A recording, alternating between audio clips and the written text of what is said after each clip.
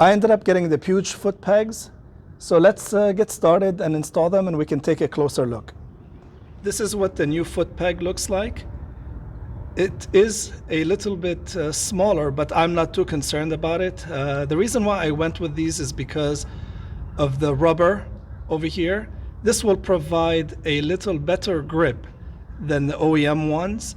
In addition, this will help reduce some of the numbness or vibration numbness that you might feel from long distance riding. Keep in mind that you need to get the specific Footpeg mounts for the Rebel. I'll include that information in the description below.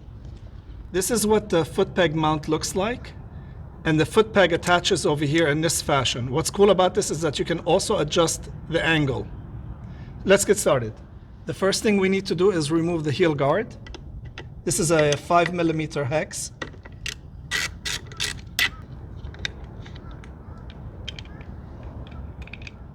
The next thing we're going to do is remove the cotter pin. I like using a plastic pry bar because we don't risk scratching up the paint. So just come in here, pull one side up. You can rotate it to get access to the other one if it's not in the right position.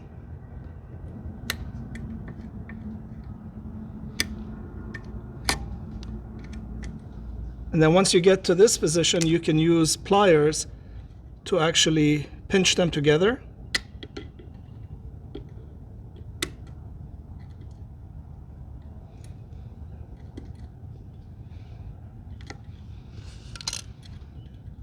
Then rotate it so that you're able to pull it. With one pull, you can yank it out. One thing you want to keep in mind is that you should replace the cotter pin. Now, this is metal. When you continuously bend metal back and forth, it fatigues it and you will risk doing this. So I always recommend that you replace it because this could snap off. The next thing we want to do is we want to pay attention to the orientation of this spring right here. Do you see how it attaches? Just be mindful. That way when we remove the pin, we know exactly how it was attached. The next thing we're going to do is remove the pin. So just push it up. And if it gives you a little bit of trouble, just move the Footpeg up and down and just pull. And just brace it, because when you pull this out, it's going to drop. See how the spring is? Where it is attached, you see this divot right here? That's where it goes in, and it connects right here. Just remember the orientation.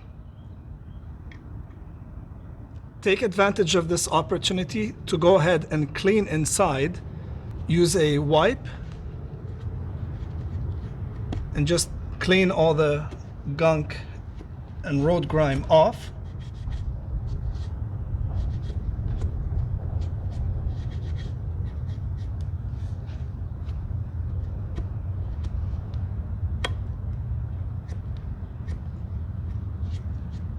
These are the Footpegs side by side so that you guys can take a look and see.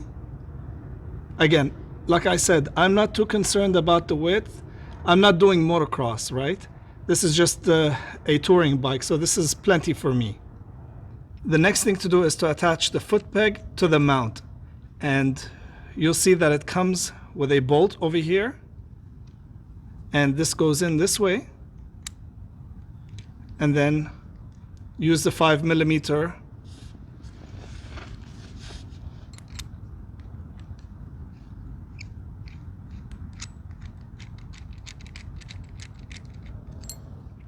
before you tighten it. Put it in there so that you guys can get the angle that you want, so that you know where you'd like it to be. I think right here is good for me. What I like to do is I like to put a little grease on the pin,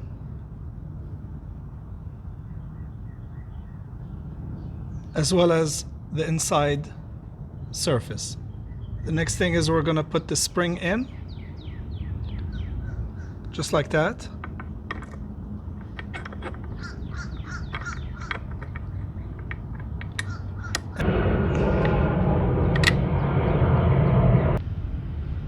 Now that it's in this position, you want to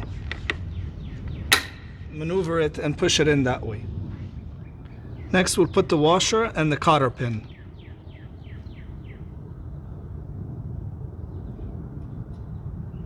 Make sure to use a new one.